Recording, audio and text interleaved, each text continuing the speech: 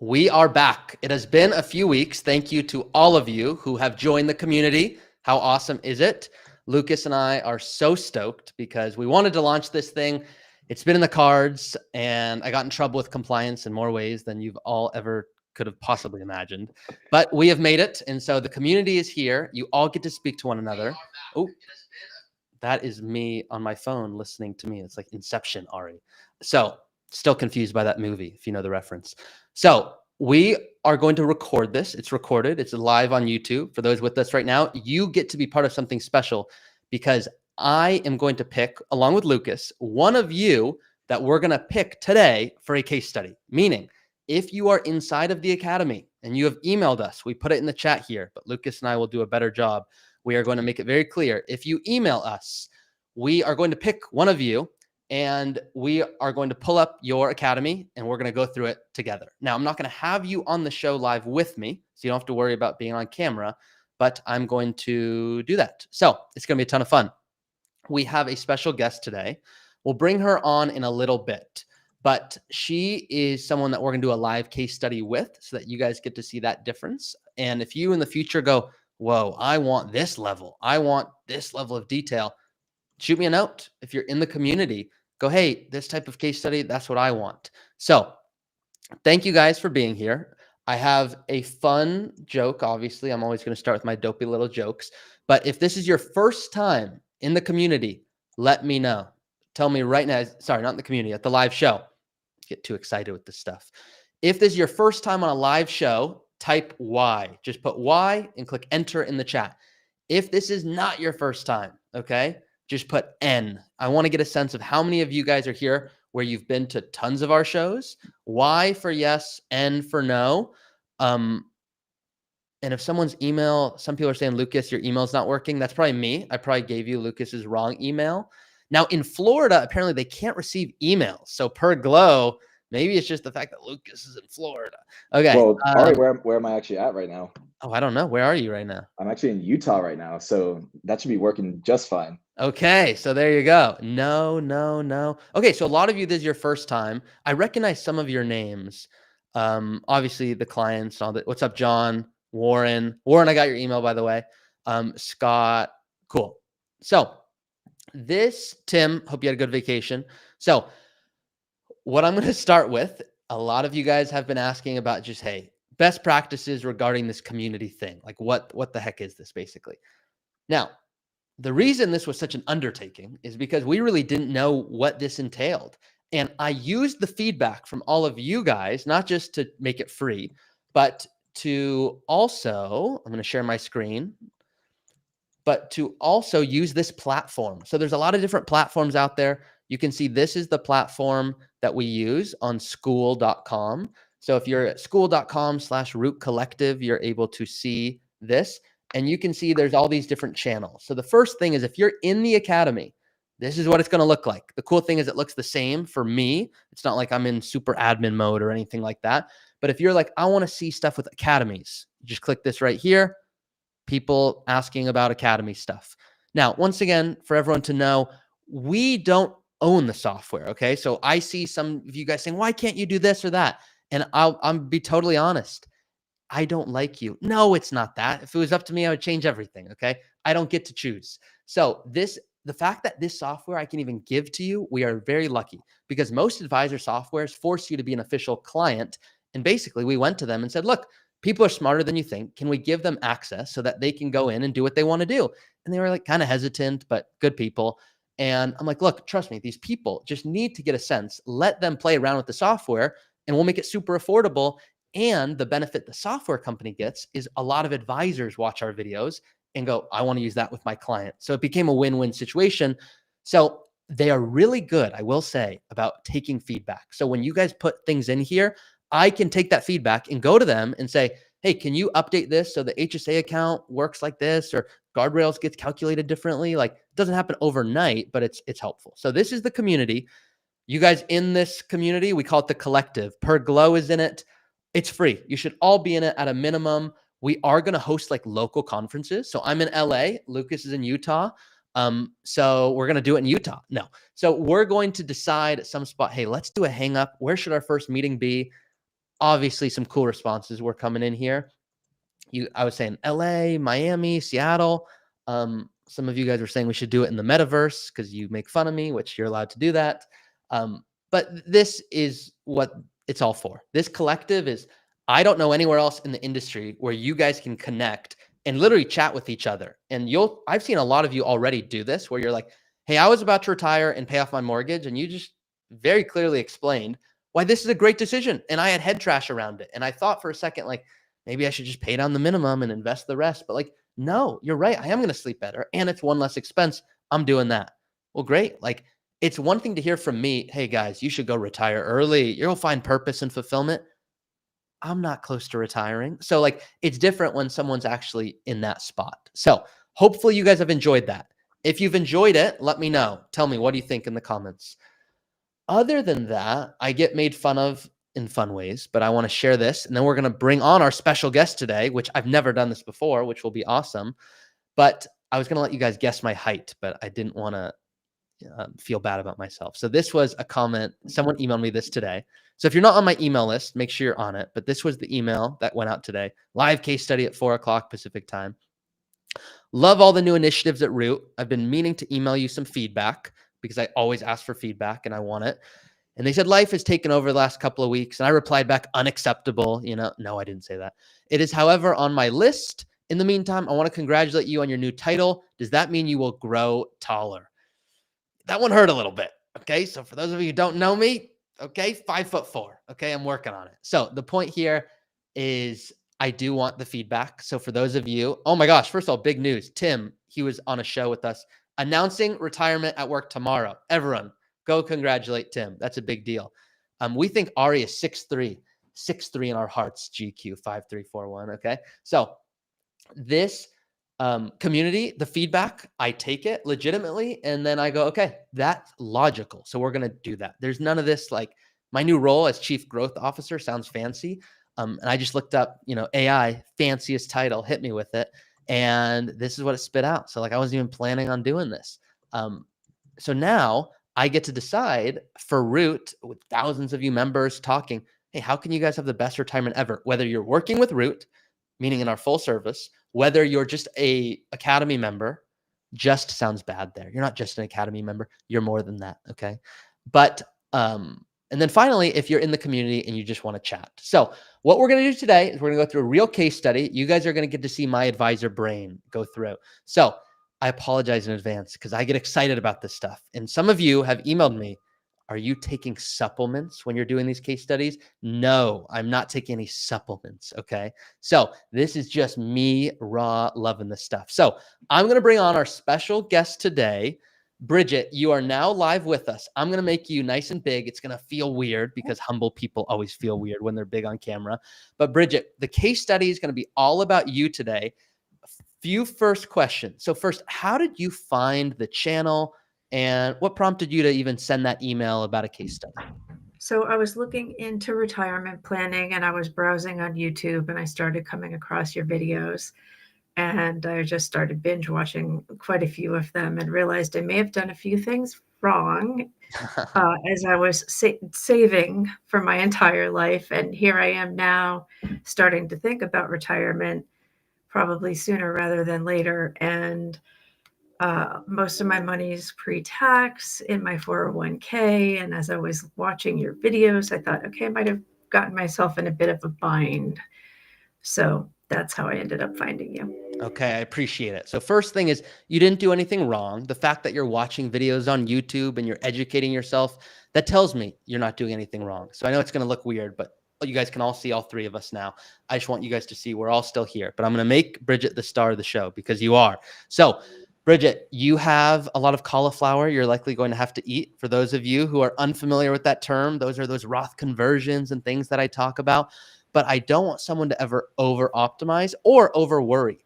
And yeah, Bridget, you have a lot of pre-tax money, which we're going to show everyone your plan in just a second. Once again, Bridget, your last name is off of this, so don't worry. You will not be getting a lot of mail or any weird stuff happen. But I do what I do for the sole reason of I don't want you to feel that you have to work if you're in a position where you do not need to. And it is that simple. So I think a lot of people will just feel better, including you, if you knew I'm here because I want to be here. With that being said, I want to ask a few questions. So the first question I have before I show everyone the plan is right now, do you like your work? And would you stop working if financially you knew you were in a good spot? I do like my job, but if I didn't have to continue working, I wouldn't because I have other things I'd like to do as well, just as Okay. terms of hobbies and spending time with family. Love it. Do you mind telling us about some of those hobbies that you can't wait to do? I do a little bit of homesteading here in Connecticut, and then my father lives in Florida, so he is in his 80s, so I like to try to spend as much time with him as I can. Love it. Love it. So unfortunately, you cannot get any emails in Florida, but you'll be there and you'll still be able. No, I'm just kidding. So love that. And when people reach out and they're like, I think I'm in a good spot, but I don't really know, I'll say, hey, at first, like get the MRI diagnosis at the least to see where are you at. So Bridget, I asked you to fill out this super fancy software that we use with clients. Were you aware of that? Had you had any plan ever run in any capacity with an advisor in the past? No, What? so I've been planning on using it, and I had actually reached out to you when you sent out your email the other day, just saying, Okay. "Hey, I would have loved to see a case study on a female, a single female," Yeah. and then that's how we connected. So I hadn't actually entered everything into the software yet. I had planned on it, but I just did it the other day. Okay. Have you ever worked with an advisor in any way? No.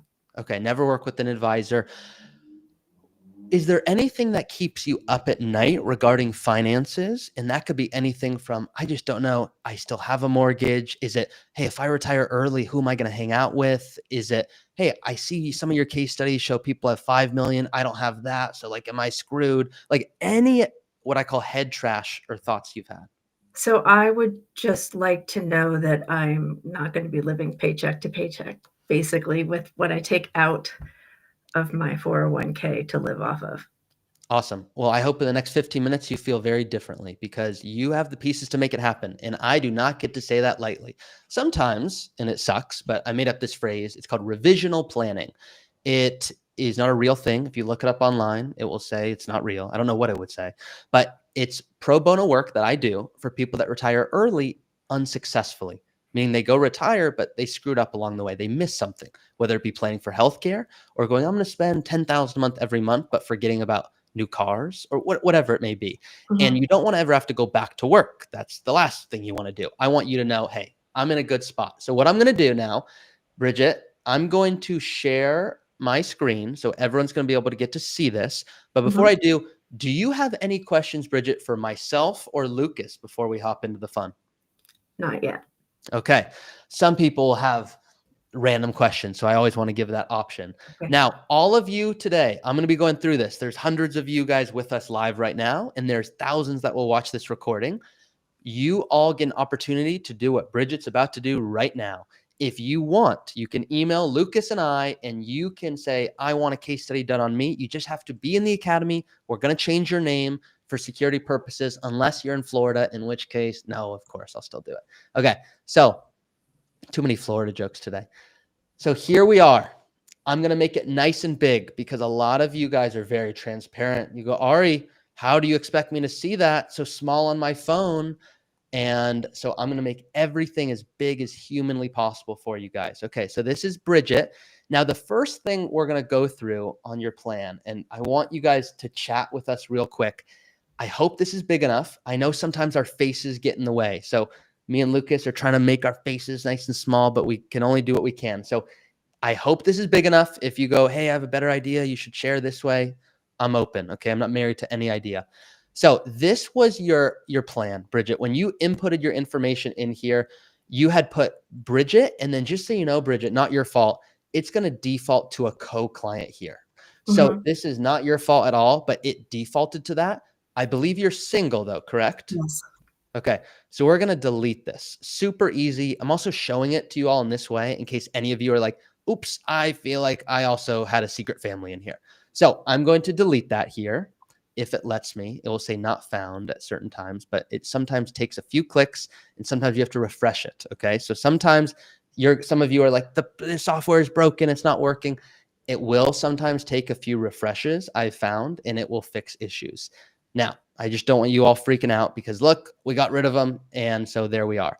Now, Bridget, 54 today. One of the things you emailed me about was that rule of 55, which we're definitely going to talk about. So you don't have to worry there. Lucas, if you can put in the chat, I have a video going into just the rule of 55. If anyone wants to just go, hey, what the heck are we going to talk about today? Listen to this and that at the same time. No, don't do that. It's going to sound really weird. You will not be able to pay attention, but you can watch it after. So Bridget, in terms of what we're going to go through here, I will always give my gut check first. So my first gut check is, okay, here we are. We're 54, no other spouse, no children. Do we have assets that even remotely look like an early retirement is possible? So I actually do have a child, but okay, she's an adult child and almost completely on her own. Okay. So first of all, good for you for making a child who will do that. If you would like, we can always put child 1 in here. But if you don't see any significant giving or strategies, leave it off for now, but we can Okay. always add that in. Sound good? Sounds good. Cool. Unless they talk back to you, then we'll leave them off. Okay. So in terms of assets, I see $2.1 million in assets, and I see 42,000 in a Roth IRA, 2 million plus. It says investment account here. That's a 401k. Is that correct? That's the 401k. Yeah. Perfect. And you did it right, by the way. You put it in here correctly. It's going to default to Bridget investment account. So we can put Bridget 401k in here. The one thing that it's going to do, and this is for all of you if you're in here, it's going to default to an asset allocation. So you have to go in here and go, okay, is it defaulted to this kind of 100% other thing? What mix do we want it to be on? Now, do you happen to know, and it's okay, Bridget, if you do not, but do you happen to know the actual allocation of your 401k today, whether it be 60-40 or 70-30 or anything like that? I don't. That's okay. We're going to leave it on moderate, which is 60-40. Many of you know I don't believe in cookie cutter strategies or planning, so I'm not saying you should do that. I'm just going to leave it on that. And then you've got your 529 here. Anything else we're missing here? This sound good? No, that sounds good. Perfect. People are even saying, great job, Bridget. You have more than you think. So good job. I saw one thing off in here. And the one thing I saw off is if you click the savings tab, and I asked the software company actually to shift this because I hate the phrasing of it. It's like, I've saved $2 million. The software is going to think here, Bridget, that we're saving another $2 million to a 401k. So you, by no means, it's complicated. It's weird. We're just going to delete this because that's just not what's happening. Now, this is likely realistic. 4% to your 401k today. Do you know if you're getting a full match on that 4%? I do. Yes. Beautiful. So you put that in perfectly. And then this is what we call that superhero account, that brokerage account. Is this something that you go, hey, I started this from your videos. Did you even know what the superhero account was? Any thoughts on this? No, I had that before. Okay. So I invest in that one. Love it. I'm not that special. You already knew about it. So looking at this, you have this mortgage. We have a car loan. How do you feel about this mortgage? Is it something that worries you? If you went into retirement knowing you were in a good spot, but you still had a mortgage, would that bother you? What are your thoughts? It wouldn't bother me because it's only at 3% interest. Oh, you beat me to it. I was going to have everyone guess and make you feel really good, but you get to feel about it. So it doesn't bother you. I put out in the community earlier this week. Let's see if I can share this real quick. I'm going to stay on topic, actually. I'm not going to share it. But I put out a video saying, hey, should you pay off your mortgage? And there's a very good argument not to. The traditional logic is, why don't we not pay it off? We invest and we put the minimum down, and then hopefully we do better than that. But then there becomes a point where sometimes you just sleep better, even if it's not the most optimal thing. So if you decided, hey, Ari, you know what? It just turns out I would feel better having that. That's something that's always just so you know, it's worth always considering is what I'll say. And then do you have any plans to downsize? You mentioned maybe spending more time in Florida with your dad. Any plans to move? Do you kind of always view this property as something you want to keep? I will probably keep this one. Yeah. Okay, beautiful. So in terms of goals here, this is that next step here. My gut check, once again. So your gut here, I saw that you said you wanted to retire at 60, which we'll talk about, and then spend $3,000 a month. A big disclaimer to all of you out there. This is $3,000 a month plus it's including this mortgage that she's paying of $2,200. So really it's like $5,300 plus the car loan and other things like that. Make sense there, Bridget? It does. Cool. Do you feel that this would truly allow you to live your retirement life where you're like, hey, this is like, I don't know what I would do if I had more than this? Or you're like, no, these are the basics. If I had more, though, I could live a more full life. I think that this is the basics. And if I had more, there would be other things that I would do. Me too, by the way. So I will joke with clients when I share the following. I know I said I wasn't going to do one more share, but I'm going to do one more real quick. And it's because I have a pet peeve. So I'll let all of you guys, because this is fun. Everyone go in the chat and tell me your favorite pet peeve. This is fun, some of these answers. But in light of time here. So this is called a post-career purpose finder. And my pet peeve is when people say the following.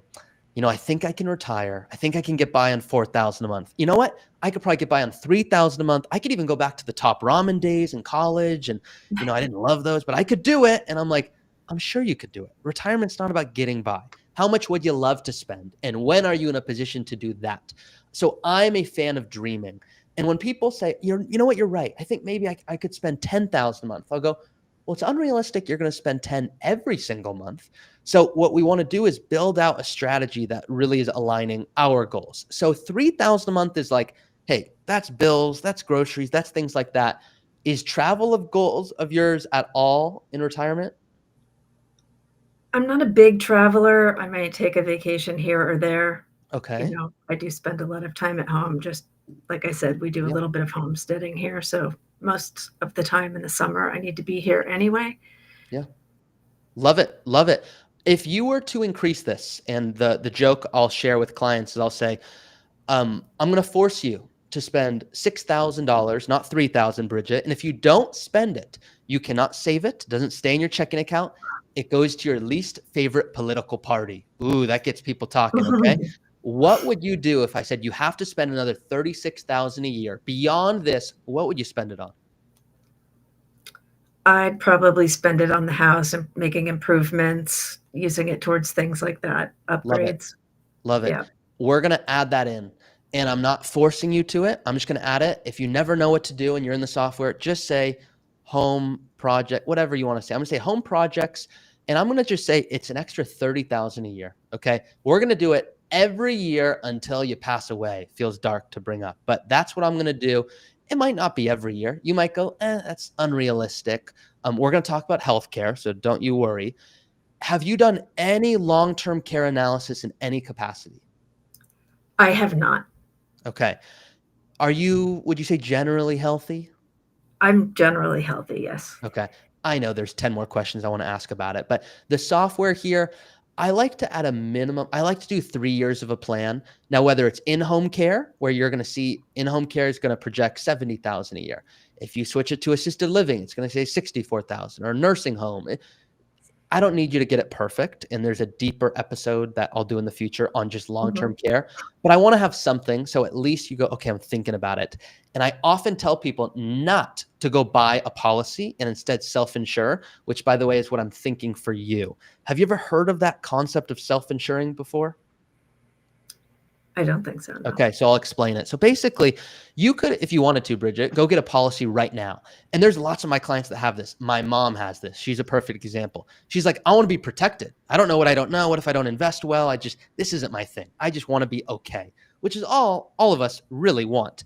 And so what you could do, Bridget, is you could go spend $1,000 a month on a long-term care policy that's going to tell you it's going to pay out X amount of dollars in the future. But the risk is that you need help and you can't turn on long-term care. Or the risk is you go, you know what? That long-term care policy that I've been spending $12,000 a year on for the last 20 years, there's now $240,000 in there. And the reality is I wish I could have helped out my child, and my 401k and other investments. Well, those have grown. So it's almost like I have this policy, and then worst case scenario, Bridget, What if you pass away early on? You barely even use this policy. So sometimes I'll encourage people to open up a new account, a brokerage account, and just call it long-term care. And you actually go get a quote so that you go, okay, the quote says I should spend $1,000 a month. And then you instead pay it to yourself. And you're just paying your own long-term care policy. You can invest it, which can grow more than if this other insurance company invested it, and you can use it for whatever you want. Make sense? Or was that like total Portuguese? Oh, that's great. I had not heard that before. Yeah, it's one of those things that not a lot of people talk about because it's not one of those super sexy topics, but it's important. In terms of other things, my dream clients, they're going in and they're telling me how often they're going to buy new cars, and they're telling me, are they going to take one big trip? Because a lot of my clients have head trash, which is like, look, I know I have 2 million or 3 million bucks, but I've never spent 70,000 on anything in my life. Now you want me to do it on a big trip? I can't do that. And then they see they're going to be okay. And then they go, okay, so I'm past that. Now let's talk about work for a minute. So 60 in here. Right now, let's assume we never spoke, Bridget. You never got a financial plan and you had to just go for it. First of all, how stressful does that sound? But if you just had to go for it, would you be like, look, I think I would go for 60 because I just kind of don't know better? Are you like, no, I'm out next year? Like, what would you do? Oh, no, yeah, I'd be out as soon as I could. Okay. I've been working for a long time. So I'm going to go into the software and I'm going to switch this to 55. I actually am going to specify the month. You are done. The software is going to go off based off your age. So I'm just going to say January of next year, you're not allowed to work again. Okay. You might see something scary in the following pages, but you're not going to worry. And I'm going to share why in a little bit. Okay. But that is the first thing is I want you to dream. We can always come back and go, okay, this is what's realistic, but it's important to have a really good MRI diagnosis first. Lucas, I'm going to come to you real quick. A million different ways we want to go with this, but is there any one thing that you go, you forgot about this? I think it's worth bringing up at this stage. Yeah, I just want to clarify. We had a couple comments on it as well about the taxable account savings right now. So go head over back to that. Right now we have Bridget saving $41,000 a year till her retirement in the taxable account. Obviously, if we set you to retire next year, that's going to go away. It's not going to affect your plan at all. But the way we had it set at 60, it will affect it. So I just want to make sure we have that. Beautiful. Sorted. Another reason I love this software. So what Lucas is bringing up, which is important, is Bridget, if we were to switch this back to 60, the plan's obviously going to look better because it's saying you're going to save 41,000 every single year until 60. So what people do is they go, ooh, why don't I work one more year? Oh, one more bonus, then I'm finally out. And I call that goalpost planning, where you have these goalposts. And one of the emails that I'll send out, I think I put it in the community here. If I forgot, looks like I haven't put it in yet. I thought I did. Anyways, there's an email. I thought that the taxable was the Roth Okay, IRA. say that one more time, Bridget. I thought that the taxable spot, the 41, was the Roth IRA. Got it. Okay, so no worries at all. This happens more often than you could imagine. So it would be illegal. You'd get a really fun notice from the IRS. If you get this IRS notice, I want to see it, by the way, okay? Because they'd go, Bridget, how did you put all this money in? And you'd be like, well, you haven't seen my Cayman Islands account yet, right? No, this is a brokerage account. If you wanted a Roth IRA, there's a maximum. And there's only so much you can put in. So I just want to clarify one quick thing with you. Are you maxing out your Roth IRA today? No. No. Okay. So this would be if we wanted the Roth IRA. So this account here, and by the way, don't feel bad in any way. I did not have a Roth IRA at my first job, and I was at a financial company. So there's no way to do worse than me. So if I remove this 41,000, is this what you feel you're saving today intentionally? That's what I have in the Roth IRA. In the Roth IRA. Beautiful. So I was missing it. You did it perfect. You did it right here. I see right here the Roth IRA. It was just in one other spot. So do not worry. Now, are you putting any money into this Roth IRA any year at all? So I will be. Yeah, I will be. I'll be contributing to it at the end of the month when I get my bonus. So yeah, I will be putting the 7,000 in there. Yeah. Beautiful. You didn't have to flex on us like that, Bridget, but it's okay. I'm just kidding. Okay. So what I want to do is go in here, and if we go to Roth IRA, we can go in here. It makes it really nice and easy. And we're just going to put, in terms of the contribution, $7,000, and we're going to do it. You're the owner. You can make it really nice and easy. The software is going to update this. So let's assume that shifts. And now it's not 7,000, it's 8,000, 9,000, 10,000 year over year, which it doesn't shift that quickly, but it does shift. This will stay up to date for you. So you don't have to worry about that. And this will be until your retirement. So the reason I love this software, and I love Excel, by the way, not equally, but I love Excel. I think this is even better because it updates everything in real time. Following so far, Bridget, any questions? Yeah. Nope, no questions. Okay, so I think we're done here. No, we haven't done anything yet. Okay, so if we go into the retirement section, this is the big section. I want you to ignore this number, okay? I want you to ignore all of you. I want you to ignore this number. Some of you are like, what do you mean? Is this like a 76% chance the plane's going to land and a 24% chance it's not going to land? No, that's not what this is saying. So I don't want you to have any head trash or worry about this. This is what your plan looks like, Bridget. And the first thing that looks great here, once again, we're dreaming. So what you're going to see here is here you are, okay? We've got over $2 million between Roth IRA, 401k, that small 529 account. And this is saying if you were to live this dream life that we've talked about so far, you stopped working January 1st. At the end, you're on track to have $2.5 million. Now, my first question here is, do you have any legacy goals of I need to make sure I leave $1 million, or is it, hey, if my child inherits the house, that's great. And you can be, there's no good or bad here. Any legacy goals? No legacy goals. Obviously, I'd love to leave her with whatever I possibly can. So awesome. Yeah. Tell me if I'm wrong here, but it sounds like you want to live your dream retirement. You've saved and invested for this. You want to not have zero at the end, but you want to make sure you're living your dream life. If there's something left over, which is more than likely, that's good to you. Yes. Perfect. So in the software, for all of you to know, they're always making updates, which is cool. You can see I can put this in today's dollars, which is important because if I have it in future dollars, if I put this off, look at this. I'm going to click save here. Stick with me, everyone. OMG. It's like you've got $6 million. You're a big shot. Okay.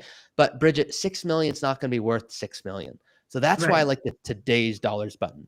So that's how I leave this on. But there's a lot of assumptions. And the magic here is in this action items section. So some of you go, hey, did you forget? Like, do you not like Bridget anymore because she wanted to do those home projects and I just see 3,000 a month here. So you forget about her. This is something that we have to go turn on for you. So some of you go, oh my gosh, this is what I've been looking for. Where can I get this? Email collective@rootfinancial.com and we can turn it on. Watch this. It's all going to show up for you. So Bridget, if we did not do this session and you did not know to email me this, it would have been really hard to do some good planning. So we can now see everything in a beautiful way. So these home projects, these are included. What I'm showing you, sometimes it feels weird to even see this, but this is the reality. Bridget, you stop working January 1st. You're not allowed to keep working. You spend $3,000 a month on your basics. I'm forcing you to spend another $30,000 a year every year from now until you pass away. Healthcare, another $6,000 a year, which by the way, if you're smart, this can come down. Long-term care for 3 years, you're on track to legitimately have $2.5 million at the end. First gut check as I'm saying this. How are you feeling? I'm feeling better than I expected. So thank you. I appreciate it. No, this is I great. didn't do anything, but what were you expecting?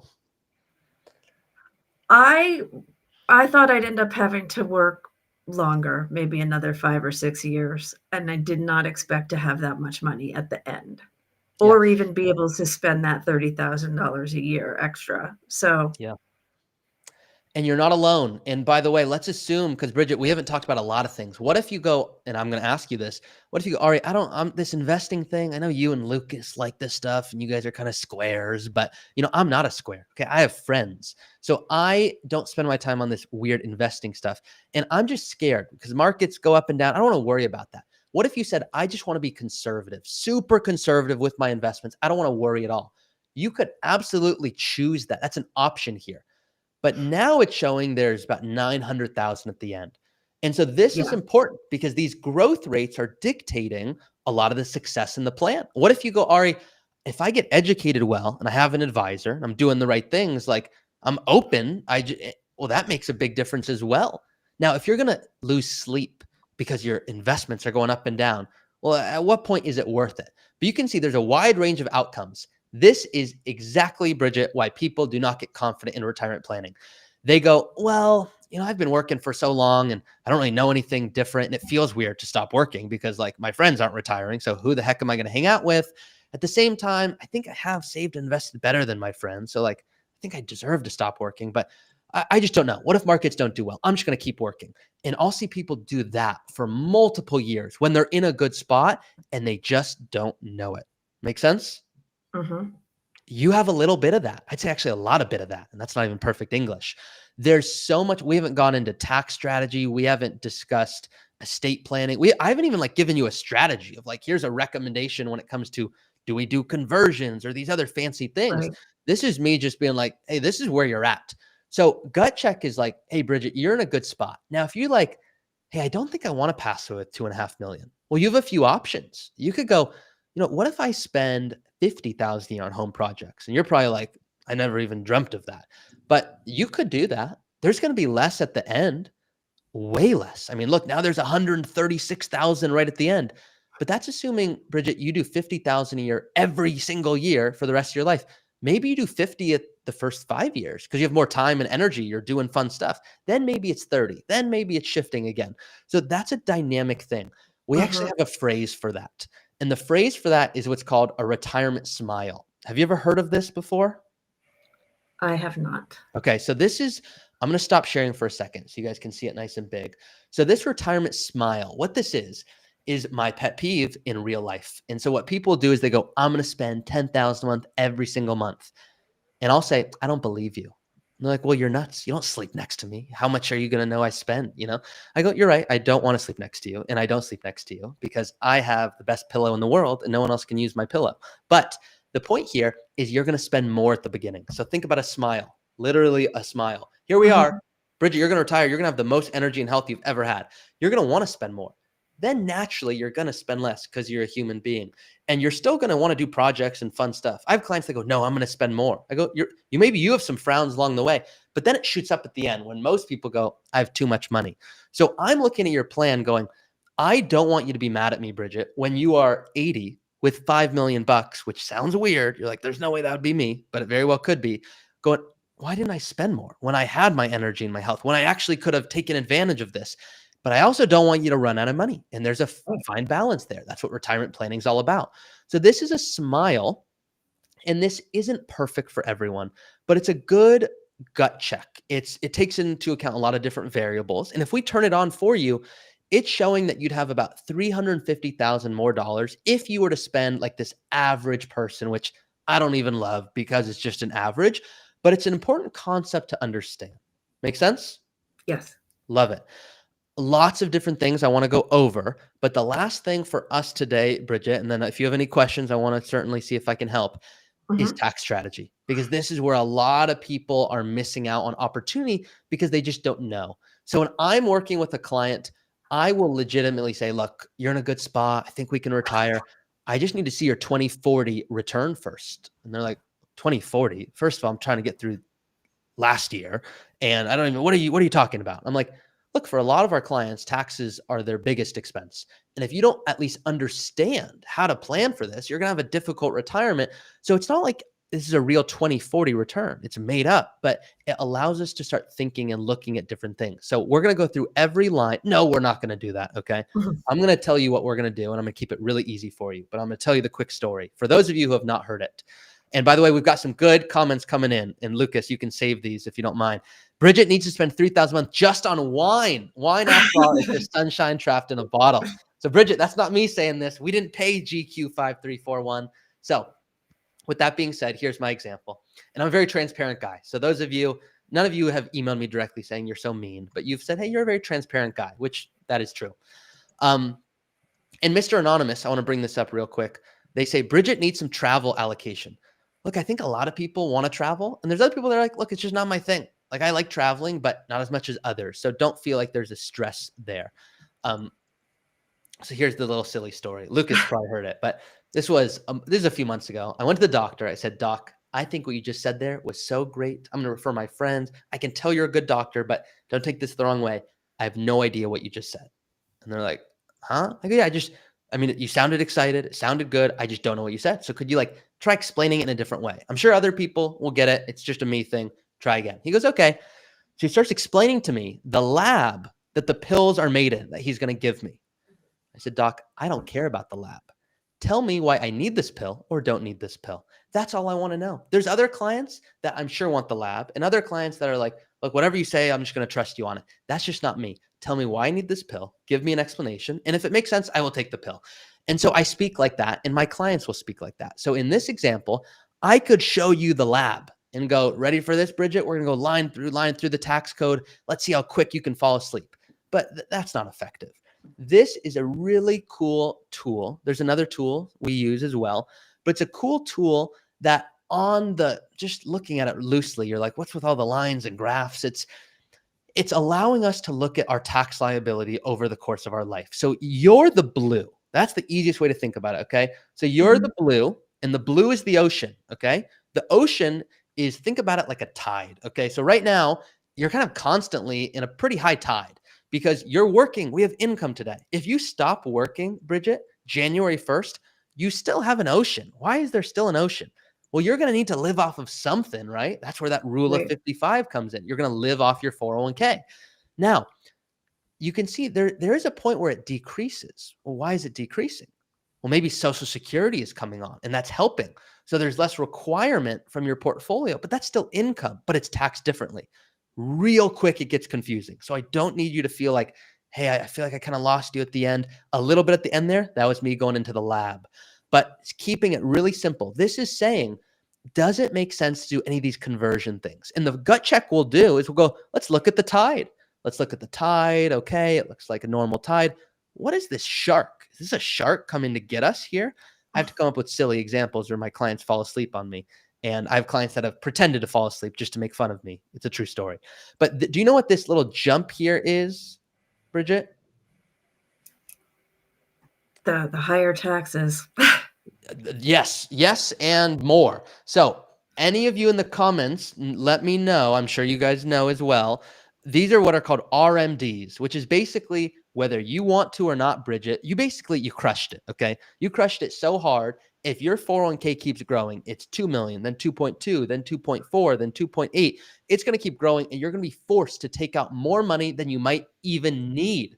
You're like, that sounds weird. And it sounds like not a problem, like more money than I'll ever need. Well, it does become a problem because what happens here, Bridget, is you get taxed at your highest marginal bracket. And so it starts increasing. And now there's like multiple sharks. It's like you're in South Africa with sharks, but you're not in a cage. Okay. So if you needed to be more scared, there you go. So this is where the fun example is the cauliflower, which is what if during these years where it kind of drops a little bit, we maybe eat a little bit of vegetables, because this line I'm hovering across, Bridget, this is the 22% tax bracket, which is going to become the 25%. So I can use this super fancy dancy little slider here and go, what if we were to potentially fill up to a certain bracket, do these intentional conversion things? Well, sometimes it'll say, this doesn't make sense at all. That's what's so cool about this. Some people reach out and they'll go like this. They'll go, Ari, I already did these conversions, you know? They're like, I'm so sick, I already did them. I'm like, I wish you did nothing, because you would have been a better spot to literally have never seen any of my videos and not do a single conversion.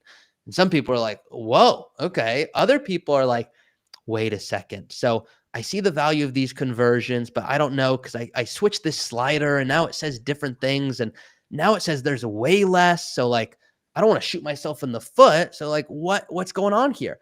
Well, what's going on here, Bridget, is this is what's called tax strategy. And so in your case, the first thing that I hope you're going to recognize in 2 seconds is, if we go into your plan here, and this is where planning gets really cool. If you can't tell, I'm going to turn long-term care off. I'm going to turn home projects off. I'm going to go, Bridget, don't have fun, but you're going to invest great. Don't worry about long-term care. None of this. I'm going to tell you why. Ready? It's going to show you have a ton of this money. You're going to click this tax tab and it's going to look awesome. OMG, 670,000 more dollars. That I want that pick me.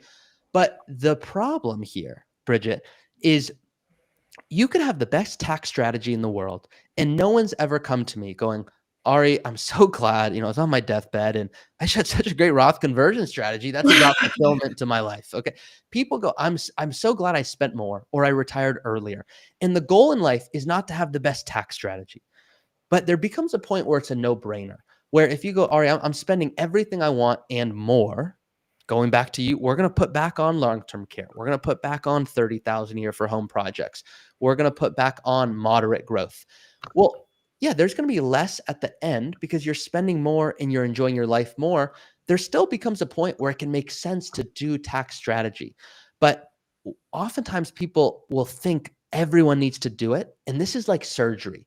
You don't need to do it. Sometimes it can make sense to do it. Sometimes it'll show more money. Sometimes it'll show a very minimal amount, but it's based off all these little factors of long-term care, when you collect Social Security, how you invest. So this is basically me saying, Bridget, if you were to live like a robot and no matter what, spend this exact amount every single month, it's pretty much saying you're in a good spot. Like you're going to have these distributions that will occur in the future, but it's not something I need you massively worrying about unless this thing grows like crazy. And the way that you can all see that is if you click retirement here, and I'm going to shut up in a second, I promise, guys, and you click cash flows, and then you click summary, and then you click 5,000 more buttons. Just kidding. What we can do is we can look at your life right here, Bridget. So here we are. This year, you're going to make 140,000. Next year, you have no money. How the heck are you going to live? Well, you don't have any of these distributions. We don't have Social Security, but you need to live. So you're going to have expenses. You've got your home expenses. You have these goals of 30,000 a year for home projects. We have taxes. You need 167,000, Bridget, so you can do everything and more. Well, where's that going to come from? That's going to come from your portfolio. So we need to plan for that. And so we can look and then go, oh, when Social Security comes on, that's 21,000 that start coming in. And so there's less pressure on the portfolio. So now we only need 102,000, not 150,000. So you can continue to go down the line and look at your future retirement.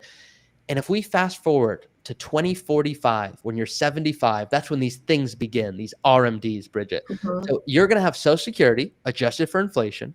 You're going to have these RMDs, which means you're going to be forced to take out 210,000. And you might be like, hey, Ari, I'm really concerned because I feel like you have not been listening to me.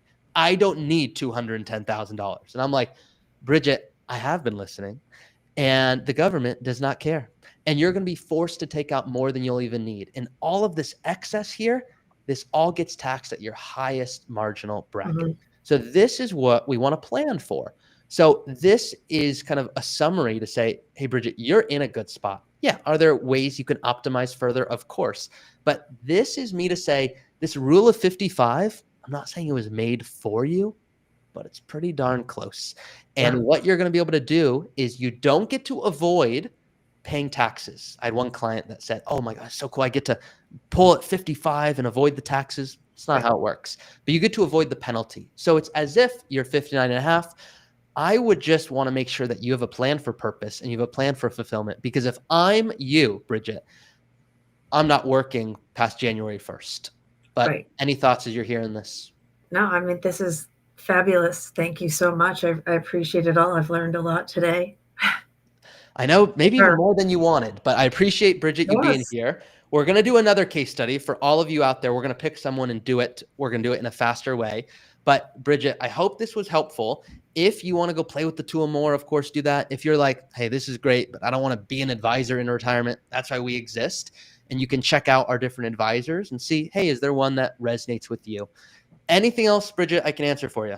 So now that you made that change while you were in the tool, will that be there when I go back in? It'll Okay. be there. Yep. All right. It'll be there Excellent. for you. And if it's not there, just yell at your computer. No, don't do that. But it won't. It'll be there.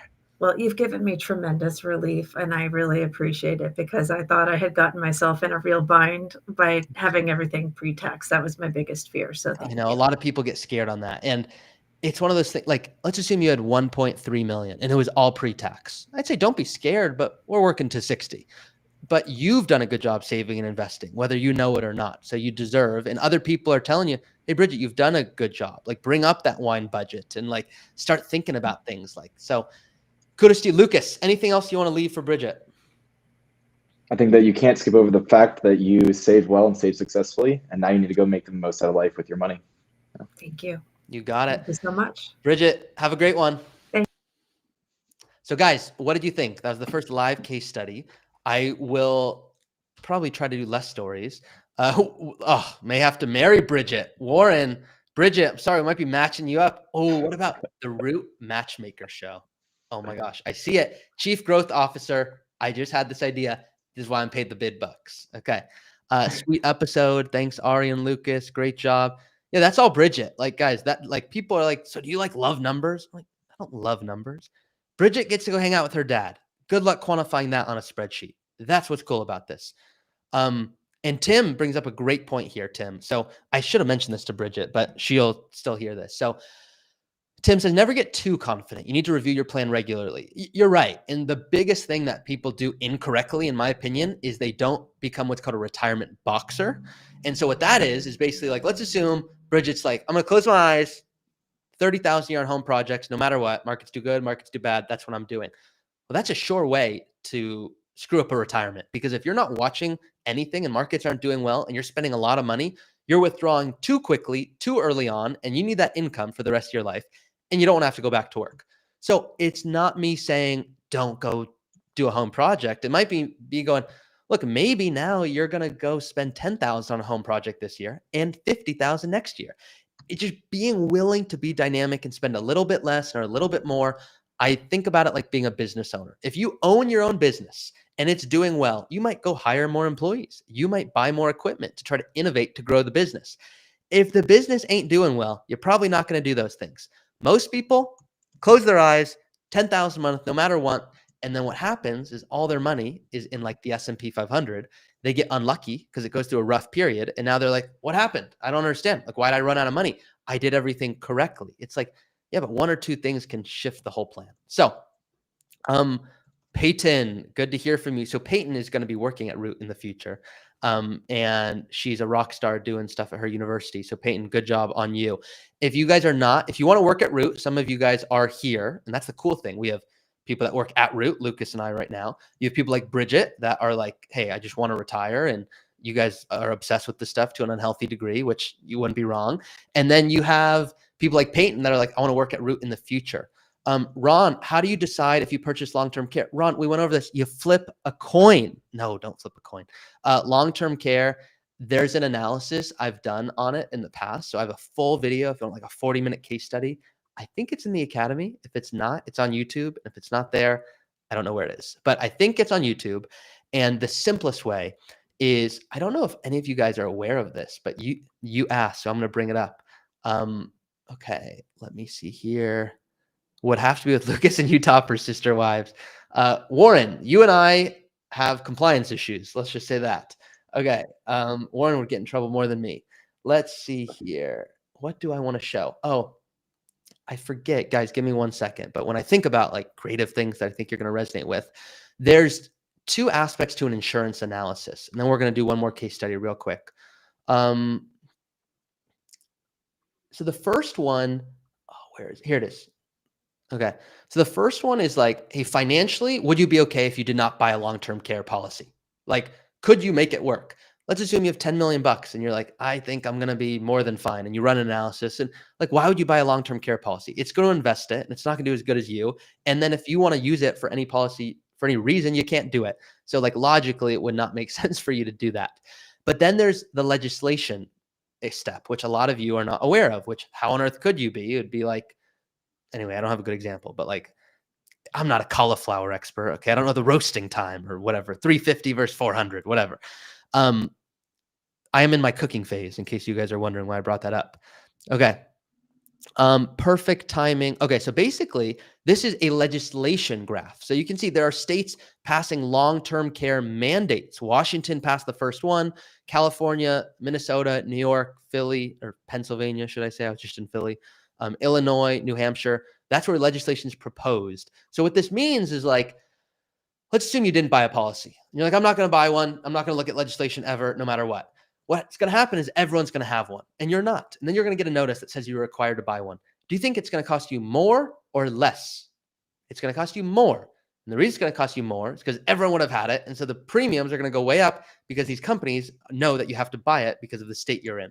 So this is a prime example of like someone that might be in Texas who's like, oh my gosh, I'm so worried. I need long-term care. And you know what the guidance is to a client? Don't worry about it. You have a friend, you have a neighbor, they're worrying about, don't bring it up. You can tell them they're a schmuck if they buy it. Don't do that, but they don't need it. And then I have another client in Washington. They're like, I don't think I need to self-insure. You're like, you're right. And you're going to. And they're like, why not? Like, you just told me I don't need to. I go, yeah, but then there's the legislation conversation. So it's one of those things that like, it's just not black and white. Okay, Lucas, we're going to pick another case study and let's go through it. I'm going to do it quicker this time in light of time. Are you guys having fun here? Is this too much? Are you like, you're absolutely nuts? Are you like, I already knew you were nuts, but that's why I'm staying? Any thoughts, guys? Let me know. Lucas, any good comments coming in? Yeah, we had a comment earlier, people asking about your recommendation not to use the guardrails approach in the software and clicking it as an action item when you're looking to, maybe artificially inflate your probability of success and make yourself feel a little better. If you don't understand it, don't turn it on. And it's not perfect. And I didn't get to create it. If I created it, I'd create it differently. Okay. I don't get to do everything in life. So if you don't understand, don't use it. I keep it off for now. Okay. I'm going to do more videos in the future as to what it really means. And when you do inflate it, so you can see what it's actually doing, but I don't love the way they do it. I've shared those concerns. That's what I'll say for now on that. Yeah. And that's something that I want to echo for sure is that if you guys go and set your allocation to the most aggressive option, it's automatically going to improve your probability of success because it's counting on a straight line projection of a growth rate. So the higher you make that growth rate, the better of a percentage you have. So whenever you're doing something just to make the number go up, you probably shouldn't be toggling it. Love it. Ken has a good question here real quick. Is there an issue with Bridget with large withdrawal rates until she gets Social Security? Asking because I have the same question. Ken, if you do not have a strategy, yes, there's absolutely an issue because you know what you're going to do? You're going to go, wait a second. You and your partner and Lucas, you guys are always talking about this withdrawal rates, 4%, 5%. I could do better with guardrails. The reality is if you look in your plan and Ken, you see it says 7%, you're like 7's higher than 4. I'm not retiring. That's not what it means because in the future, you might have a way lower withdrawal rate. So I had a client that retired with a 23% withdrawal rate. You know why? They bought a car, they had a vacation, they had healthcare all in 1 year. And they're like, oh my gosh, I'm freaking out. I go, yeah, if markets don't do well, maybe we should push back some of these expenses, but they were going to have a 2% withdrawal rate for the rest of their retirement. So don't let like 1 year or 2 years throw us off everything. I would have a conversation with Bridget in more detail and go, look, I know why you want to turn it on at 60. I don't really know, but generally what happens is people do the following. Here's their brain. Ready? I don't know how long I'm going to live, but I paid into this thing for a long time and I just don't know. I know I could maybe, delay and get more, but who cares? I don't know if it's going to be there. I'm going to turn that thing on. I saw my parents. They didn't live too long. I wish they turned it on earlier. I'm going to do it. Okay. That's some of you. Others of you are like, I'm going to delay. You know what? I'm going to delay because also if something happens to me, my spouse gets the bigger benefit for the rest of their life. That's really important because like I'm supposed to care about my wife, So then just joking around here. Okay. And then also if something happens, like for whatever reason, it's just, I'm never going to regret it. Peace of mind and blah, blah, blah. They're both wrong. The reason they're both wrong is because it is oftentimes a tax question and it's dynamic. Ready for this? Bridget turns on Social Security. Oh, that feels nice. Less pressure on the portfolio. What if we need to do Roth conversions because her 401k has grown? What if it's done really well? Social Securities are going to interrupt her tax strategy. Social Security brings more income, means there's less room to be able to do these conversions effectively. She might need to delay. And then guess what? Markets go down. Ooh, markets go down. OMG. Now markets are down 30% from 62 to 64. She got so unlucky. What are we going to do when markets go down extra, Lucas? Convert more. Convert more. Why would we not get more bang for our buck? It's like getting in at a discount. So now markets are down. We do extra conversions. And now she's like, I think I did so many conversions. Like, I don't even need to worry about this anymore. These RMDs like aren't even a problem. Well, now she's 65. You know what I would tell her then? Turn Social Security on whenever you want because you're in a fine spot. It's not going to interrupt something else. But Social Security, Roth conversions, they rely on all these little things which can easily throw it off. It's not like for a lot of people, they're like, should I do tax strategy? I'm like, it's not a question of, are you going to do tax strategy? You're going to do it whether you know you're doing it or not. It's happening to you. You get to decide to what level you want to do it. It's like when someone's like, hey, should I be doing, should I work out? Yeah, you should work out. But like, if you hate working out and you're going to be miserable every single time you work out, maybe you should just be walking, because that's something you're going to do sustainably and you understand it and you can follow it. So look, there's investments out there that I don't know about that I'm sure are brilliant, and I'm aware of the fact, but I don't understand some of them. So I'm not going to invest in them. So does longevity play into the decision to take it 60 or 70? No. Yeah, it's like the biggest thing that comes into this. If you knew you'd pass away at 63, would you collect at 70? Probably not. You couldn't even if you tried. Actually, a grave collection, the very first grave collection. I'm just messing with you, Perglow. Can you turn Social Security on and off, or is it a one-time decision? You can't turn it on and off. It's you decide. Now, technically speaking, if you screwed up, you can go to the office. You can sit there for 6 hours, meet people that you're not going to want to meet again. I'm just kidding. I had to go there once though, and let's just say DMV vibes. Okay. Continuing on here. Okay. Do we have someone that we have picked, Lucas, or have I missed anyone, or do you have any thoughts? Yeah, I messaged it to you down below, so go check that out. One more thing I want to touch on with Ken's question there. Whenever we're looking at rule of 55 with people, something that often gets overlooked is that, your 401k might be 100% equities. You just pick the S&P 500 fund or the broad market fund that's in there, and it's 100% equities. And you're in Bridget's situation where you're 54. If you're at 100% allocation in your primary withdrawal account the year before you retire, so you probably need to go in there and look at how much you're going to need to withdraw from the account over the next couple of years, and look at reallocating that. There's also, if that's going to be the bulk of your retirement, which for a lot of people it is, you need to know if you have company stock in there, are there implications with NUA of that inside your account? And you need to be a lot more intentional than you probably have been as you've accumulated throughout your career before you start to turn on distributions at 55. Beautiful. Love it. Okay. So we are doing Tim. Is that correct, Lucas? Yep. Okay. Yep. I'm I looking updated his for name him for privacy reasons. Yeah. Say that one more time. I updated his name for some privacy reasons. Thank you. Just type it in just like I did Okay, in my sorry. message. You chatted me privately? Yeah. Okay. Is it in James's or mine? It's in yours. It's in yours. Okay. Some of you guys, why do you and James have separate ones? We just want to confuse you guys. That's what we go for. No. Some people reach out. They're like, hey, I don't even know who James is. I don't even know who you are. Like, is this AI right now? So some people reach out and they don't know, or they resonate with one of our styles more than the other. And we're different and make root who we are. So that's why. They're the same exact software, by the way. You don't like get something more other than you get stuck with listening to me, which is a good reason to select James. Okay. So Tim, it's the Tim Dot and Camille Dot. Is that okay? Yep. So Tim, first of all, congrats. You don't get to retire. I was going to say you don't get to retire every day, which is true. But then I thought of another example that I will not be sharing for compliance purposes. But the point here, Tim, is you deserve to get a big congratulations, because you get to do it once. It's like, I remember when I passed the CFP and my dad told me, he's like, look, you get to celebrate. Like, too many people don't celebrate when they do things. And like, I'm like, that's a good point. Like, how often do you get to celebrate? Like, you get married, you get to graduate. I was going to say get admitted. If you guys ever need to feel happy, by the way, those videos of people getting admitted into college, like, those are the best. Okay. So, Rich, I'm not going to go make you work out. Okay. Okay. What else coming? Tim, you're welcome. Okay. We're going to do Tim real quick, rapid fire style. And then I'm going to give you guys some other community things I want to talk about. Okay. Tim, we are in your plan. First thing. Oh, we didn't even address the awesome probability of success last time. Tim, I think you're a smart guy. You already know this, but I'm going to show it to everyone who has not seen this, because I think this is creating a lot of head trash. So sometimes I'll go, guys, you just got to trust me. Okay. Just like wicked smart. All right. So you just got to like believe me. Other times I'm like, I'm like good, but like maybe not perfect at every subject. And some of you are like, I don't believe you. And, we could debate that later. But the point here is there's this advisor who's a really smart guy. And he is not just a CFP, which is what I am, which is what Lucas is going to become. And then there's a CFA. And a CFA is like, I know deep investment analysis. It goes deeper. There's people that are CFAs, just like there's people that are MDs that you would never let touch your body. So I'm not saying listen to him, but he explained this really well.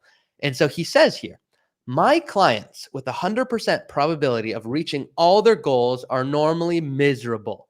They're working hard, they're saving, but not much else. That's what happened with a recent client. Now, how many of you are like, isn't 100% good? I thought that's what I was supposed to do, you know? It means sacrificing too much today for an unknown tomorrow. These are clients living like college students. No vacations, no splurgeons, just working and saving. All for a future that might never come. And he is even saying, look, I get it. Trying to project your life 20 years in the future, it's impossible. And he created a system. Now, I don't agree entirely with the system, but he is a different advisor that explicitly is saying he targets a 60 to 70 probability of financial success. I am not saying there's a magic number. And unfortunately, there is not a magic number, but it's all about the confidence in your plan. And so the first thing I would not want Tim worrying about is like, hey, so I like retired and that doesn't say 100. That does not mean you're not in a good spot. So I have a video where I go into depth on Monte Carlo, which Lucas, if you can find it, it was the why you don't need 2 million to retire analysis. If you guys want to watch that later. But for now, I'm looking at Tim's plan here and I'm going, Tim, first of all, kudos to you. Nearly $5 million net worth. Bridget and I didn't get into it, but I didn't see her emergency fund. And so, Bridget, I'd want to bring that up with you later. But you can see here, Tim has decided to link his accounts. So if you guys want, you can link your accounts like Bank of America here, or you can put it in manually and have a 12-hour super fun project. And so he's decided to link in his accounts because this is someone that values his retirement time. You can see here, he has various investments, a ton of different accounts, which is awesome. You can see he has a 401k with Fidelity. He has an IRA. What are you going to do now that you're retired with this, Tim, by the way? No one give him a hint. Actually, you're allowed to give him a hint, but Lucas, you're not allowed to give him a hint because you're going to know the answer. Tim, what are you going to do with this 401k now that it's a previous 401k? Only Tim can answer. Actually, you all can answer, just not Lucas. Early retirement healthcare expense. So what is this? My dream client thinking about healthcare expenses, having a brokerage account designed for it. Let's click in here. OMG, maybe even getting a little growth in here to maybe pay for the healthcare expenses. What is this, like a retirement hack? Alan, is it safe to link accounts to the software? Go to rightcapital.com/security. And if that doesn't convince you, then don't do it. Southern House account. So obviously, Tim, we'd want a deep conversation about, is this going to be used to buy a new home? Is it over time? But I love that's not sitting in cash. That's me, by the way, as well. Like if I want to do a home remodel or I want to do something, I live in an apartment. So I don't know why I said home remodel and I couldn't do it if I wanted to. If I wanted to get a placemat outside, not a placemat, a welcome mat, I'm going to put it in a brokerage account because historically it will grow. Now, if there's something I'm like, look, I just want to make sure no matter what it's there, I will personally hold cash as well, just so no matter what, it's like, hey, whether markets do good or bad, this is for this specific goal. So it looks like Tim's already got a good amount of cash. Tim has a little fun trading account. I think this is actually really healthy. I know that's going to sound weird. So Tim told it buy a second home. So this trading account, some of you don't know what this is, and I wouldn't blame you. But this is like, Tim is smart here. He doesn't have too much in here, but this is a trading account. And so this is Tim going, look, there's some things I think might do well. I don't know, but I like these few positions. And so I want to have them. The reason historically it's been proven to be healthy is if you have a trading account, and you don't let that be your whole portfolio. Ideally, if Tim is smart, he'll let the rest of his portfolio be diversified, doing what it's supposed to do. If Tim were to say, I'm just going to kind of have everything all in one, and I'm just going to make sure no matter what, I'm just going to remind myself to be smart and never trade too much, not have a separate account. What happens is you start to get a few positions that have done really well. And now all of a sudden, your portfolio is 30% of these speculative investments, which you don't want to have be the case. So I like that this trading account isn't massive here. You can see some IRAs. I would check, Tim, sometime Putnam investments are higher than I would like. So I would, if you like what you've got going on there, awesome. I will say some of these funds here, if you love them, great, but I'm going to do a gut check with you right now so you can see how I do this. expense ratios are not everything. So I'm not the guy that's like, oh, gee, that's a big fund, so don't have it. But I will say, I'm going to pull this up for all of you to see. I will say oftentimes, if you're paying for these high expense funds, you better be getting value for it, because sometimes it's like going to Whole Foods and getting paper plates. I just searched live right here, POGAX expense ratio. It's a large cap growth fund, and the gross expense ratio is 0.92%. That's significant. Now, if we're getting value for it, awesome. No issue there. Tim, if you want to give us any insight as to why you chose that. If you're like, hey, yeah, it has a fee, but it's done really well, and the manager's my best friend, and that's why I have that fund, great. I just want to make sure we're not owning anything with high fees unnecessarily. Next thing here, I want to go through just so that you guys can understand who is this Tim guy. He's got Tim's Roth conversion IRA. Cool titling. I've seen that before, actually. But Tim's got an HSA, IRA, trading account. Like, he's done really well. You can see he has a mortgage. So all of you that are like, how did someone retire with a mortgage? Here's a guy that just did it. He has a property. Who wants to guess his mortgage rate? I'm going to let you guys guess. Okay. But I'm going to give you 5 seconds, so you won't have a lot of time. 5, 4, 3, 2, 1. 2.38. Who wants to marry Tim? Okay. That's the new game at the Root Matchmaker Show. Now, Tim, you can see here, he's done a really good job. He's been thorough. He went into this. He didn't just say, hey, I'm going to travel. He went in here and said, yep, I'm buying a new home in Florida. I'm going to spend vacations, $15,000 a year. Christina's house fund. I'm about to say a bad joke, okay? So I need all of you not to get mad at me, okay? But I'm going to tell it to you because it's funny. So I had a client, just real quick. I'm going to go back to you, Tim. I'm not going to forget about you. I had a client, they legitimately said this, okay? So it's not me saying this, even though it's going to sound like it, especially if you clip it. You guys get me in trouble, okay? So I only took the mortgage because of the rate. Free money, baby. It's almost like a 401k match. Okay, so this person comes to me, really nice guy. If you heard this guy say what I'm about to tell you, you'd be like, there's no way this guy said it. He goes, Ari, look, it's weird because I'm not going to be working, but I'm going to be kind of running this like coffee shop with my wife. And I'm really excited because finally we're going to get more time together. And I'm like, okay. So he keeps going on and on. Sorry, real quick, Lucas. Someone said video stopped. Anyone else? No, it's still going. We're good? Okay. Yep. Maybe it's because I was going to be like, I shouldn't say this. And then it went boom. Okay. So then what happened is basically his wife wasn't here. And he goes, I need you to put in the plan here that this new business that I'm going to do with my wife, we're getting more quality time together. I need you to plan on it losing $10,000 a month. I said, we need an expense for a $10,000 a month losing business. He goes, I know it sounds weird. I get it. And we're going to have fun together, but I just don't think it's doing well. I'm like, hey, just crazy thought. Like, don't do it. And like, maybe do something else with her. Like, is it just for the quality time? And he's like, you don't think I had that conversation? I'm like, good point. Good point. I'll shut the heck up. So just know, guys, there's a lot of situations out there. Okay. But I'm not saying, Tim, this is Christina's house fund. Okay. I'm just giving you an example. Fun story here. Grandchild savings fund. Love that. Christina's legacy goals, car goals. So this is what I was talking about earlier, guys. Like car goals. Camille, new car every 10 years. Good job.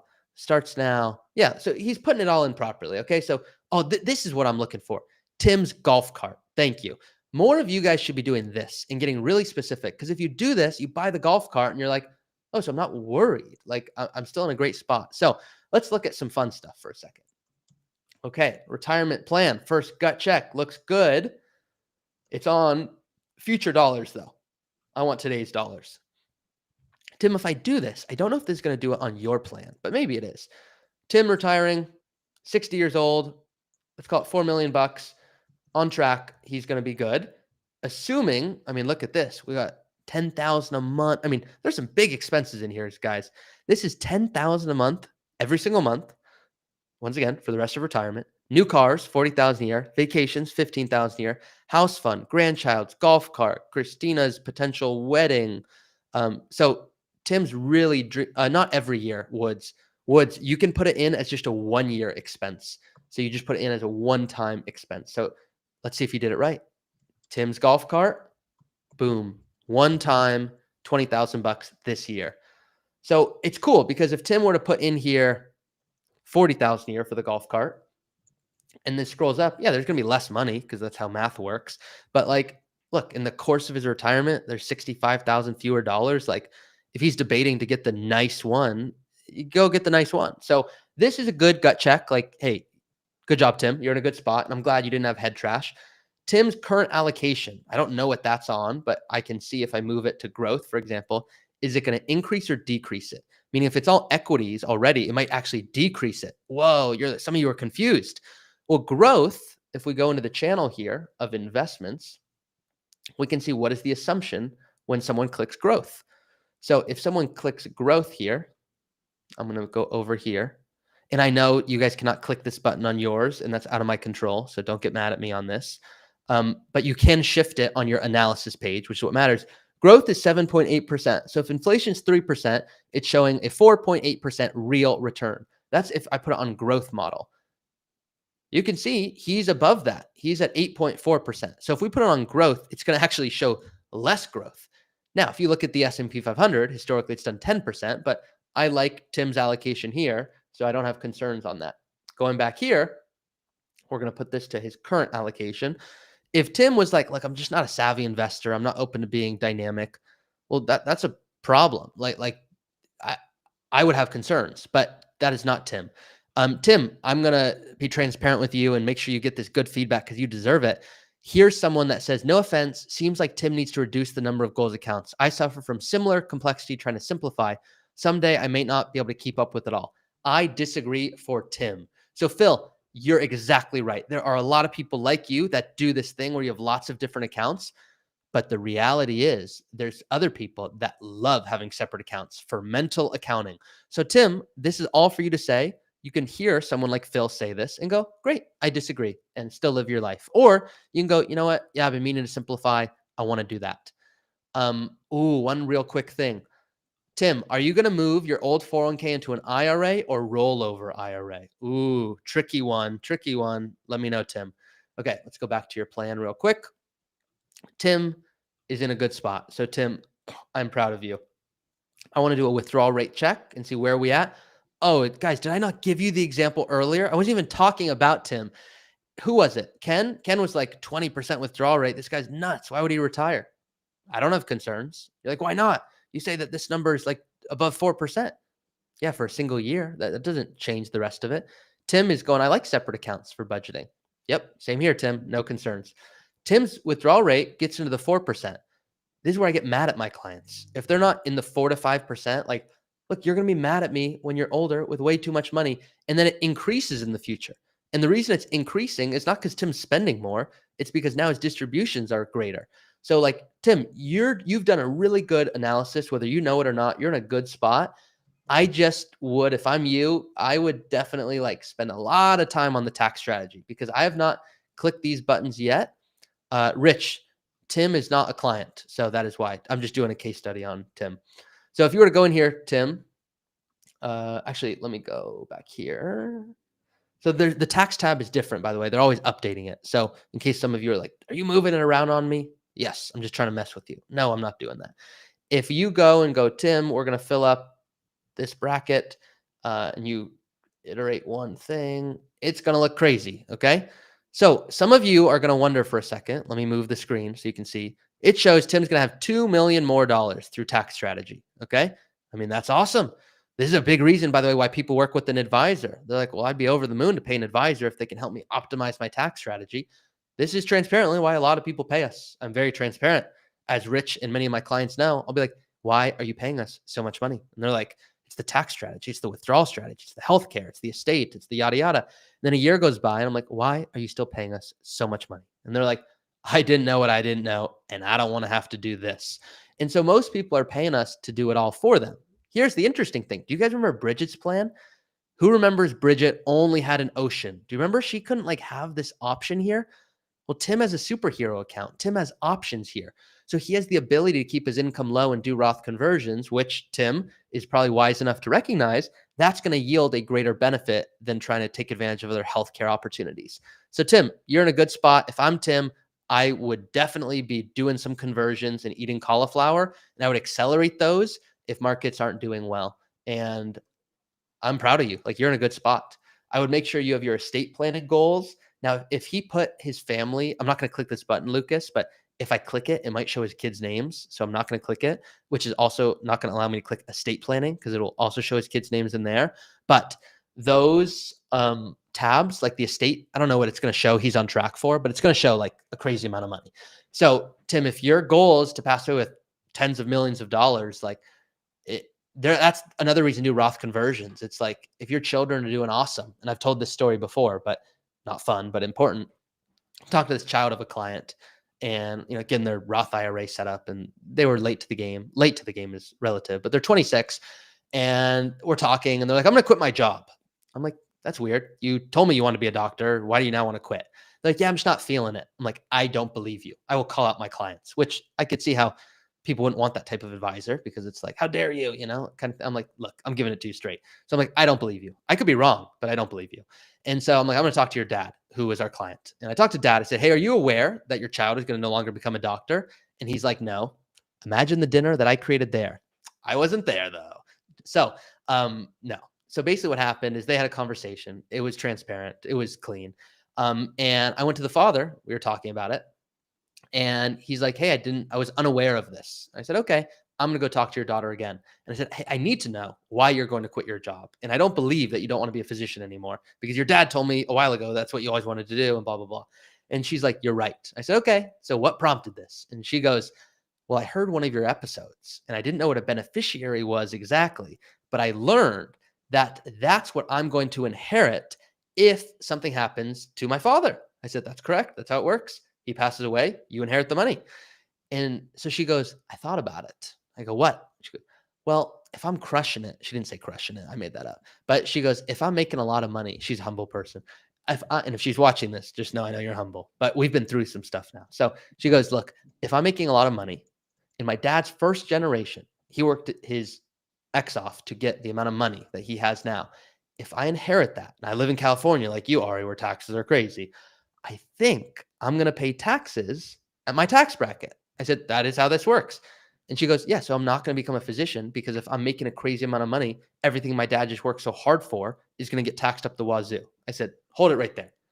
Are you telling me you're no longer going to become a doctor because your dad invested well? Is that what you're saying? She goes, yeah. And I'm like, I'm more naive at this point. I was a younger advisor. I said, that doesn't make financial sense. You should not do that. And she's like, hey, you're missing the point. It's not about that. This is a cultural thing. I'm not letting what my dad worked so hard for get taxed like crazy. And that's where I was like, okay, good learning lesson for me. This is not something that's black and white because here I am going, logically, you got to understand, you got to do the 401k match and then don't do the backdoor Roth. And she's like, hey, like, shut up. Like you're missing the point here. I'm like, you're right. And so I'll tell that story because like, imagine you investing well and now your clients or your children decide to alter their futures. Like how stupid is that? Like this is the importance of good planning. So if Tim's children are crushing it and now they inherit Tim's wealth and Tim didn't convert money, well, you don't want them to go take a job they were never going to take, or you don't want them to go leave a job that they were going to take that may have been very fulfilling for their life because Tim crushed it. Tim, makes sense? Tim, are your kids balling out? That's it for that case study that I want to go through. But Tim, good job. You're in a good spot. Lucas, any other questions before I want to go through some community stuff? No, but I also want to say congratulations, Tim, because he became a grandfather last week. So what a perfect way to segue into retirement, have your first grandchild, and start taking it easy, living the good life. Love it. Congrats to you guys. Seriously. Okay. So are all of you in the community right now? Because I'm going to explain something in the community. If you're not, it's going to be annoying. Or confusing. Are you in the community right now? Just put a yes, why, or yes if you're in the community right now. You're welcome, Tim. You did the work, though. We did nothing. That's what's so funny. Sometimes people are like, oh my God, I could have never done this without you. I'm like, we just brought light to it. Like we didn't like do anything. Like I think some advisors are like, oh my gosh, you're right. I am so brilliant. And I'm like, relax, buddy. Like what did you? Yeah. So you read some textbooks and like they did the investing. Okay. Like when advisors post on LinkedIn, I helped 1,200 clients retire. I'm like, you were alive. Okay. And you were educated. Congratulations. You did anyways. Okay. In our case, they usually started before we were even born. So yeah. Exactly. Even further your point. And I'm like, oh, yeah, but I explained mega backdoor. It's like, okay. Yes. It looks like everyone's in it. Some of you, a few no's. If you're not in it, okay, majority of you, that's fine. So this is what it looks like inside. You can see we're live right now. It says it right here.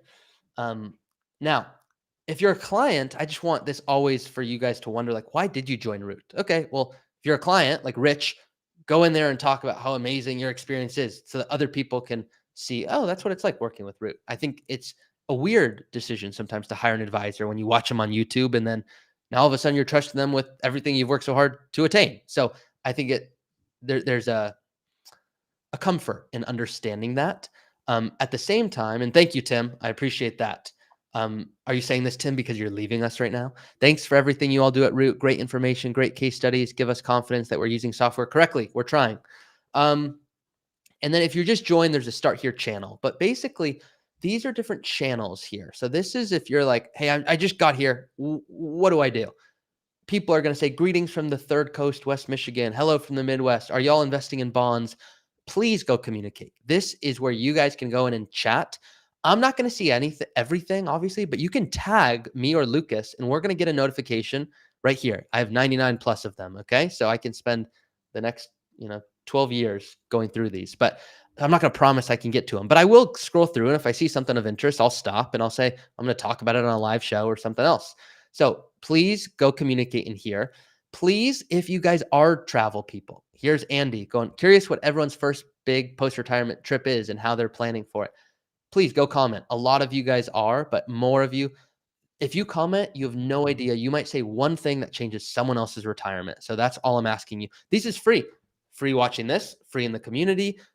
Software costs a few $100.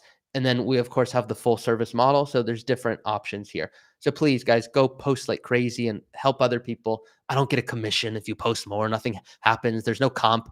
I just know you're going to feel better. And I have clients that, did I already tell this story? I don't think I told this. Anyway, I'm going to tell it to you real quick right now. But we had a client that was like, hey, I'm mad at you guys. I'm like, okay, what is it this time? No, I didn't say that. I said, okay, what's going on? And they're like, well, you helped me retire early. So now I'm in a position to do so. But my friends can't retire because they don't have the assets. So who the heck am I supposed to hang out with? And I'm like, you're mad because I haven't purchased friends for you? Is that what you're telling me? They're like, well, not exactly, but like kind of like who am I supposed to hang out with? And I want to hang out with other people that are extremely witty where I'm going to be able to have conversations that are stimulating. That's where the idea prompted for this. That's how this works.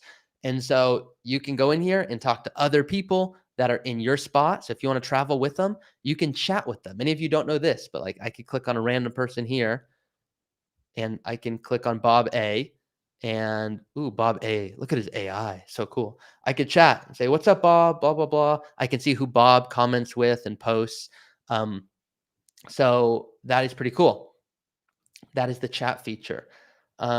Other than that, what I want to go over, meet the team. I just think it's cool for you to know if you're in here. So like we have a head of culture. What the heck is that? What is his role? Like what would someone like that do? Well, it's pretty cool. We hired him for a reason. Think about this story real quick. My parents, they were with Wells Fargo.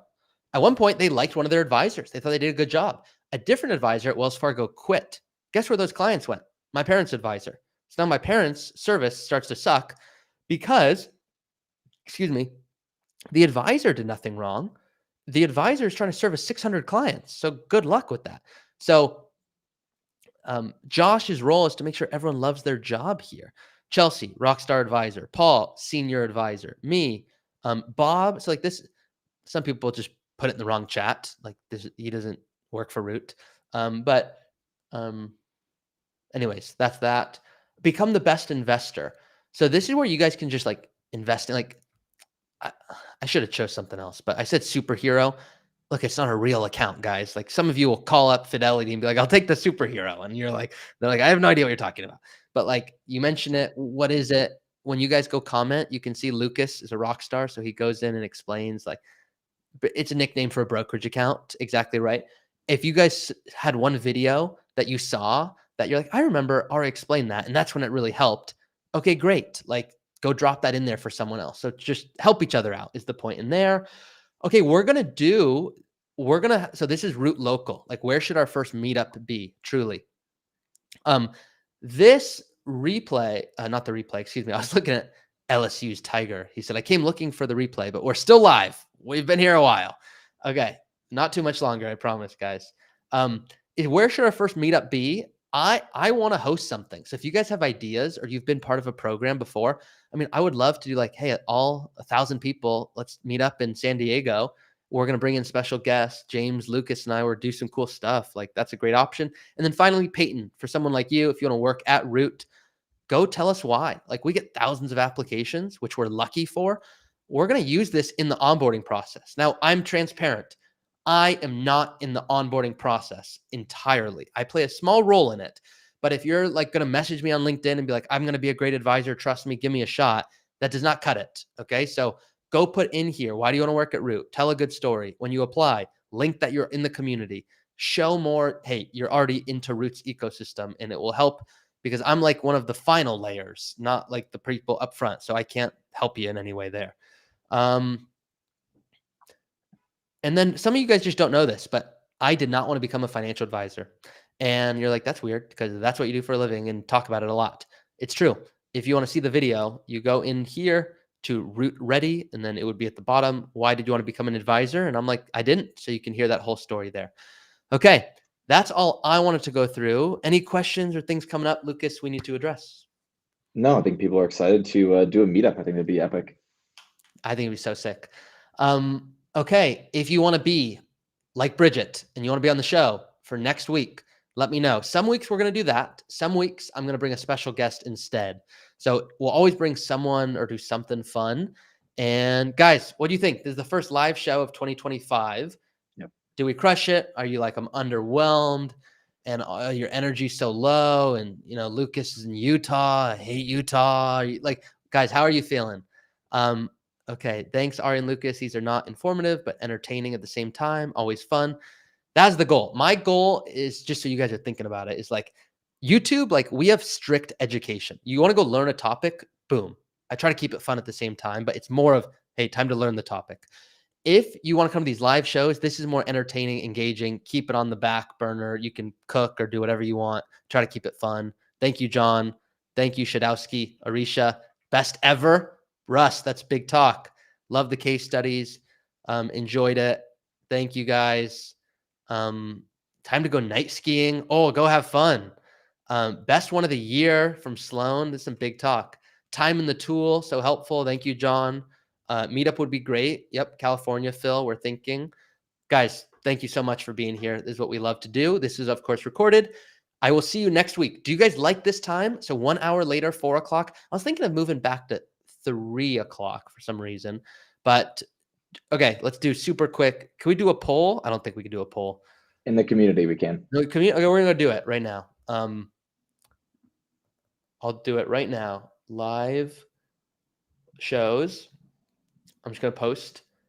I have what's called an action bias for those of you who don't know, which is like, you know, some people be like, okay, we're gonna do that, and then like they don't get to it. Or, you know, how annoying is it when you like, I was speaking to like a contract recently and they're like, yeah, I'm going to send you a quote. And then I'm like, okay, I'm ready for the quote. And they're like, never got it. So I'm going to do it right now. So live show preference time. Or you got to click the little bars there down below. Stop sharing. This one? No, just below preference on it to make it a poll. Oh, got it. This one, add poll. Yep. Okay, thank you. I want to put a few things. So I'll say, what did you all think of the show tonight? Also, guys, did you guys see Bridget's face? That was pretty cool. I was looking at the chat, but if it was up to me, I would have been staring at that because she was like, oh my gosh, I think I can really make this happen. Like, how cool is that? You know, we're very lucky to have this job. Live show preference time. Select in poll. Okay. Option 1, 3 p.m. Pacific time. Option 2, 4 p.m. Pacific time. Option 3, I'll just say other. Yeah, other. If you have an idea, other, and then comment below. We're gonna have so many people be like, you know, with my schedule, 2:15 is actually most optimal. It's like, okay, we can't cater to everyone. We're gonna say 3 or 4, and then if you have another idea, you guys live watching, you can let us know. Mark, it's okay to move the times about some. I used to teach 2 sessions so I could catch Hawaii and Europe. Looks like 4 is good. 3 is better. Oh, I can't win. Meet halfway, 3:30. I know it's hard to. It's 3 or 4. Sorry, guys. It's 3 or 4. You can watch the recording. We're going to go with the poll. It's in there now. So go answer it if you don't mind. Sometimes I don't know how these people, I don't care how these people, but some people will join, like if they're already in school.com in another group, and then they'll find us. And like, there's people that are beating themselves up. I see so many, like, I'm late to the game for planning, but willing to do what it takes to retire. And like, this person might be able to retire. Like, they don't know it. There's so many of those. So guys, add your friends, your family. And then finally, I put this in the live chat as what in the live show, but there's a gifting feature. Oh, actually it's in the case studies academies. There's this gifting feature. So if you go to checkout, I don't know if it's big enough, but there's like a little like send as a gift. So if you're like, I want to go retire with my friend, they're in a good spot, or they don't know, like, you're here because you probably like asset allocation and me and Lucas nerding out. You probably have a friend that's like, I could care less about this stuff. So if you want, have them go do this in 5 minutes, then you can hang out with them more. Okay, 4 o'clock. I'm going with 4 unless the poll goes different. Guys, we'll see you next time. Bridget was super awesome. Probably has worked for 40 years, so deserved. Let me take a screenshot of this real quick before we leave. I want to send that to Bridget. And that's all I got. We'll see you next week.